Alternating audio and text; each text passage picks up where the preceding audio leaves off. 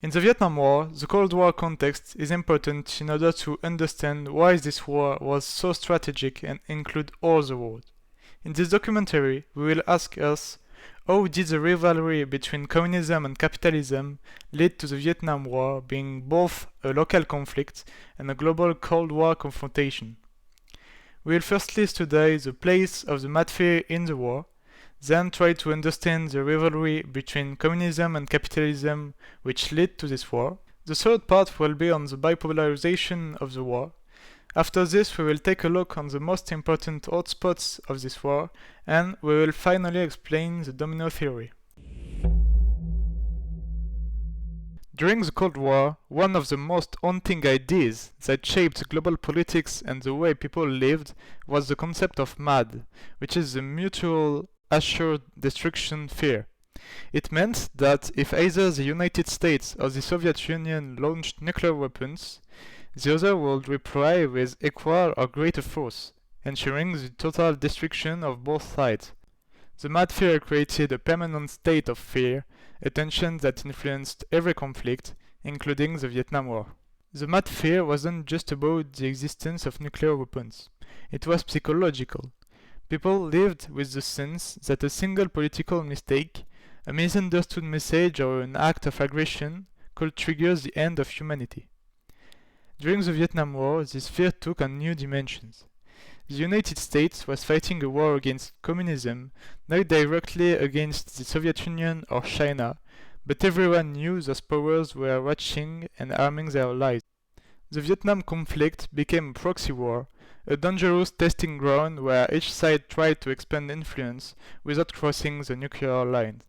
For ordinary citizens, this fear was everywhere. It appeared in newspapers, in art, and especially in music and film.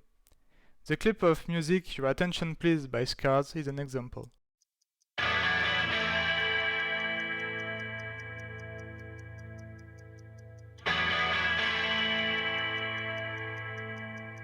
Your attention, please. The Polar Jew has just warned that a nuclear strike of at least 1,000 megatons is being launched by the enemy directly at our major cities. Immediately after this announcement ends, you have approximately 3 minutes to comply with the shelter requirement, published in the Civil Defense Code, section Atomic Attack, page 23A. It captures that cold horror of nuclear war. The poem's calm, almost polite tone contrasts sharply with the terrifying content. Instructions for surviving or rather not surviving a nuclear blast. In the context of the Vietnam War, Your Attention Please by Scars reminds us that while soldiers fought and died in the jungles of Southeast Asia, the rest of the world lived under the constant shadow of nuclear doom. The Vietnam War was not only a human tragedy, it was also a symptom of the global fear that the Cold War had created. The fear that any conflict, anywhere, could spiral into total destruction. The Mad Fear defined the limits of the war, politics, and even imagination. It was the background noise of an entire generation. Capitalism is an economic system primarily driven by the pursuit of wealth and profit. In this system, trade and industry are owned and managed by private individuals rather than the state. It promotes principles such as freedom of enterprise, private property, a free market, and freedom of expressions. Supporters of capitalism strongly defend these values, arguing that they encourage innovations, competitions, and individuals' liberty between a market-based economy. Communism, on the other hand, is a social-economic system in which all means of production are controlled by the state. It is founded on the idea that resources and wealth should be distributed according to each person's abilities and needs. The ultimate goal is to establish an egalitarian society by abolishing social classes and ensuring that everyone has access to basic necessities. The system emphasizes equal responsibility in labor, the organizations of large industrial collectives, particularly in agriculture, and free educations for all children in public school. Historically, for instance, the Soviet Communist economy built a powerful military capable of defeating Nazi Germany and rapidly reconstructed the economy after the Second World War, turning the country into an industrial powerhouse. After World War II, the world was divided into two major blocks. This situation is called bipolarization, and it became one of the main features of the Cold War. On one side, the United States and its allies defended capitalism and democracy. On the other side, the Soviet Union and its allies promoted communism and a system where the state controlled the economy. The United States created NATO in 1949 to unite Western countries and protect them from the communist threat. They also launched the Marshall Plan to rebuild Europe and stop the spread of communism. In response, the Soviet Union formed the Warsaw Pact in 1955 with Eastern European countries. From that moment, the world was clearly split into two opposing blocs, the Western Bloc and the Eastern Bloc. This rivalry is perfectly shown in a famous Cold War cartoon. It shows two men arm wrestling while sitting on nuclear bombs. Both look tense, sweating, and trying to win. But neither can really attack without risking total destruction. This image perfectly represents the balance of terror during the Cold War. Each side wanted to show strength without actually starting a nuclear war. Because of this bipolarization, the two superpowers became political, economic, and military rivals. They competed in every domain: the arms race, the space race, and in indirect wars around the world. In short, bipolarization transformed the Vietnam War into much more than a national conflict. It became one of the most visible consequences of the Cold War, showing how the rivalry between two superpowers shaped the fate of smaller nations. There were different hotspots during the Cold War. For the historical context, in 1959, Fidel Castro took power in Cuba and established a communist regime aligned with the USSR. The proximity of this new ally of Moscow deeply worried the United States because it was at only 150 kilometers from Florida. There was two major events in Cuba. The first is the invasion of the Bay of Pigs in 1961. The US supported an invasion by Cuban exiles to overthrow Castro. The operation failed and pushed Cuba even closer to the USSR. The second event is the missile crisis in October 1962. The US spy planes discovered Soviet nuclear missiles being installed in Cuba. These missiles could strike most of the US within minutes. For 13 tense days, the world feared a nuclear war, and finally an agreement was reached. The USSR removed its missile from Cuba. The US promised not to invade Cuba, and secretly, the US withdrew its missile from Turkey. For the consequences, a direct communication line was established between Washington and Moscow.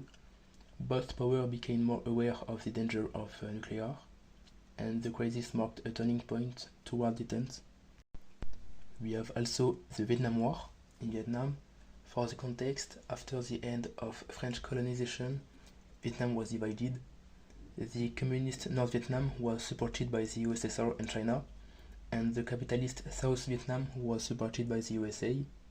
In the course of the conflict, the US intervened to stop the spread of communism. The conflict became brutal and unpopular, with heavy civilian losses and mass protests in the US and around the world. In 1975, Saigon fell to the communists, and the Vietnam was unified under communist rule. For the impacts, the US faced a major military and psychological defeat. The war caused a loss of credibility for American foreign policy, and it led to the Vietnam Syndrome, public reluctance for future US military interventions. As the third hotspot, we have Berlin, with the division of the city from 1945 to 1989. For the context, after the Second World War, Germany was divided into zones controlled by the Allies. Berlin quickly became the epicenter of ideological confrontation. There were two main events. The first is the Berlin blockade. From 1948 to 1949, the USSR blocked all access to West Berlin, and the US responded with the Berlin airlift to supply the city. The construction of the Berlin Wall in 1961, the wall separating East and West Berlin and symbolizing the Iron Curtain and the separation of the two worlds. For the impact, families were divided for decades, and the fall of the Berlin Wall in 1989 symbolized the collapse of communist regimes in Eastern Europe and the end of the Cold War. For the last hotspot, we have the Korean War in Korea. After the Second World War, the Korea was divided at the 38th parallel. The communist North Korea was supported by the USSR and China, and the capitalist South Korea was supported by USA and UN. In 1950, North Korea invaded the South. The US and the UN forces intervened. China sent troops to support the North, and after 3 years of war, a ceasefire was signed in 1953, but no peace treaty. For the impact, Korea remained divided, and still today the demilitarized zone separates the two countries. The war confirmed the bipolarization of the world and the role of the United Nations in Cold War conflicts, and it was a warning of the risk of direct confrontation between communist and capitalist blocs. The domino theory was an important political idea during the Cold War. It explained how countries might change their governments one after another, like falling dominoes. The theory said that if one country in a region became communist, then other nearby countries might also become communist soon after. People believed that one political change could start a chain reaction across an entire area.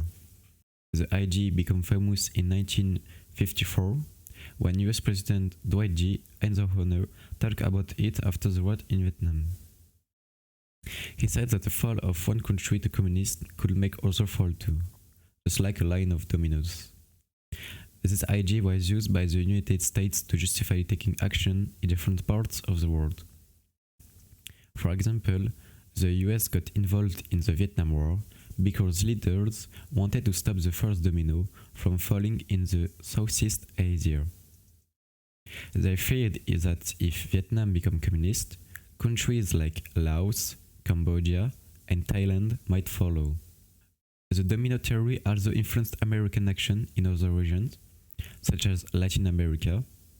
The United States supported governments that were against communism, even if those governments were not always democratic. American leaders believed they had to protect the world from the spread of communism, which they saw a danger to freedom and democracy. However, many people criticized the domino theory. Some historians and politicians said it was too simple and not always true. They tell that not all communist countries work together or had the same goals. For example, Vietnam and China were both communist, but they later fought a war against each other. This shows that the spread of communism was not as automatic as the theory suggests. Many revolutions around the world were not only about communism. Some were about independence, freedom, or nationalism. People in those countries wanted to control their own future, not just follow communist ideas. Even though the domino theory was not always correct, it was still very powerful. It shaped US foreign policy and world politics for many decades. The idea of one country influencing another stayed in people's minds long after the Cold War ended.